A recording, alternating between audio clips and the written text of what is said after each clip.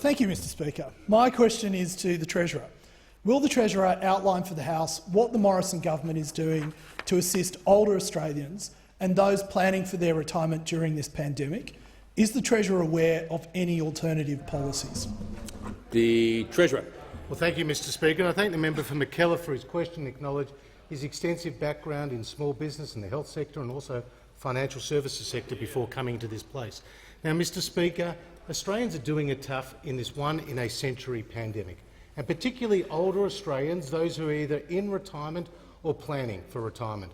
And that's why the Morrison government has acted, Mr Speaker, with $750 cash payments, one that started on the 31st of March and the other to come in July, that have been supporting more than 2 million pensioners. We've also reduced the drawdown rates by 50%, Mr Speaker, to give retirees more control over their savings. And we've also reduced the deeming rates by 0.75%, so at the lower level they're at 0.25%, Mr Speaker.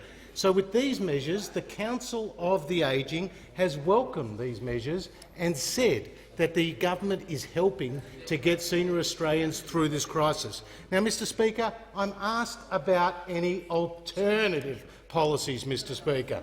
Well, I know that the member for Rankin was the architect of $387 billion of higher taxes, Mr Speaker. Do you remember those higher taxes? The one the member for McMahon said if you don't like them, don't vote for them, Mr Speaker. $387 billion of higher taxes that the member for Rankin, who keeps his head down, said he was pleased and proud of. He was so pleased. Do you remember that photo? You know that photo on the eve of the election? Under the heading, "We're ready," under the heading, "We're ready" there. Now, Mr Speaker, you could ask yourself, how did senior Australians fare out of those taxes, Mr Speaker? How did senior Australians fare with those taxes? Well, Mr Speaker, there were $34 billion of extra taxes on super, Mr Speaker. There was $31 billion of extra taxes on housing, and there was a $57 billion retirees tax, Mr Speaker, that would hit some 1 million Australians, including around 7,000